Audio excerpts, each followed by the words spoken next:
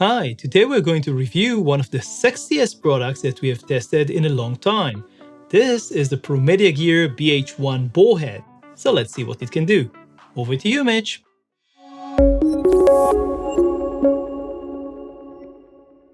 Thanks, Ido. Today, we're taking a look at a product that we were interested in for quite some time and was recently updated, which gave us a chance to review it. The ProMediaGear, or PMG for short, BH-1 is a unique type of ball head with a semi-open ball design that gives you more flexibility and another degree of movement. Let's check out the design and features of the BH-1 more closely.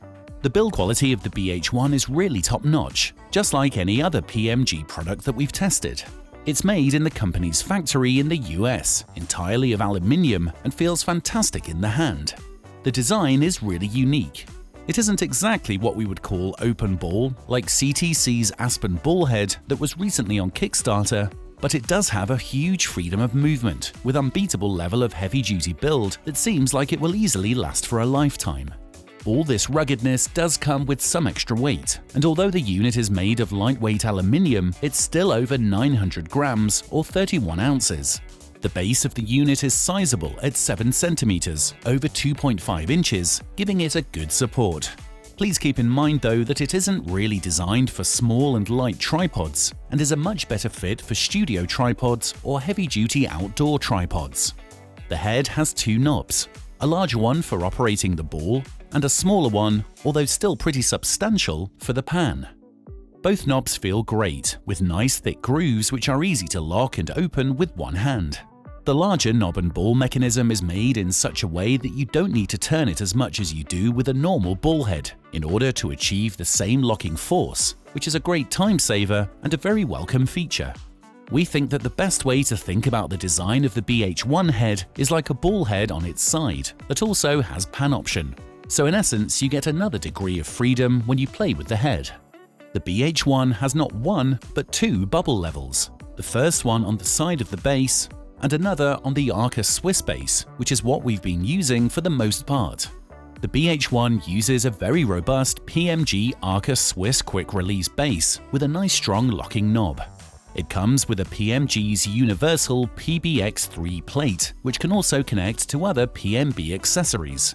We actually attached a Manfrotto 323 RC2 base to the plate, and if you prefer RC2, the Arca base of the BH-1 is user replaceable.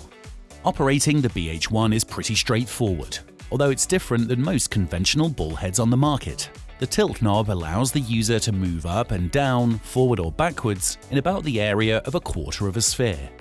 If you compare this to a normal ball head that has typically a single drop slot that allows you to change the camera's position from landscape to portrait, the BH-1 can do this on an entire side, which is very useful if you find yourself constantly switching between landscape and portrait mode during shooting.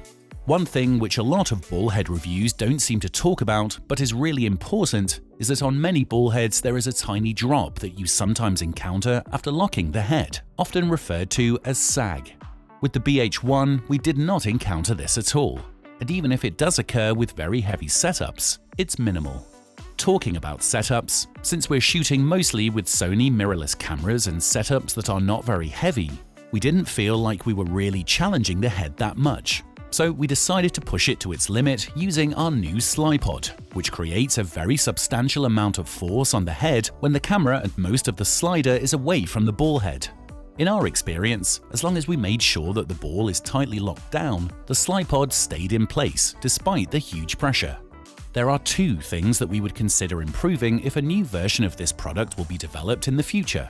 The first is making the movement a little smoother. It seemed to improve a little since we got it, and might improve even further the more we break it in, but it would be nice if it came this way from the start.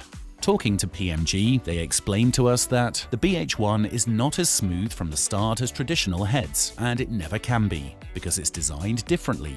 We're not only squeezing the ball, we're also squeezing the housing it's placed inside since it's rotating. So this is one thing to keep in mind if you are thinking of getting a BH-1 head. The second is adding some sort of a friction mechanism so users can decide how much resistance they need. This is common in normal ball head designs, but after talking to PMG, we understand that this will be complicated to add to the current BH-1 design. It's worth mentioning that the level of resistance the BH-1 has is actually very good, although just like any other head, when it's open all the way, your camera is going to fall forward, so be careful. The BH-1 is a very unique product. It has one of the highest level of craftsmanship in the industry, an extremely robust build, and more importantly, an extra degree of freedom which makes it particularly flexible.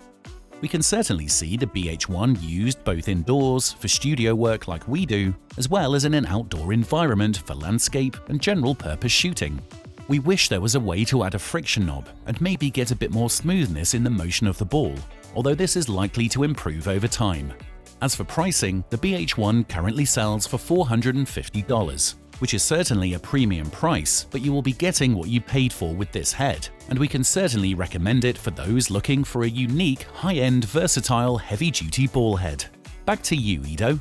So that was our look at the BH-1 ball head from ProMediaGear. You can read the full review on lensvid.com. Don't forget to subscribe to our YouTube channel where you can find more videos just like this. See you next time.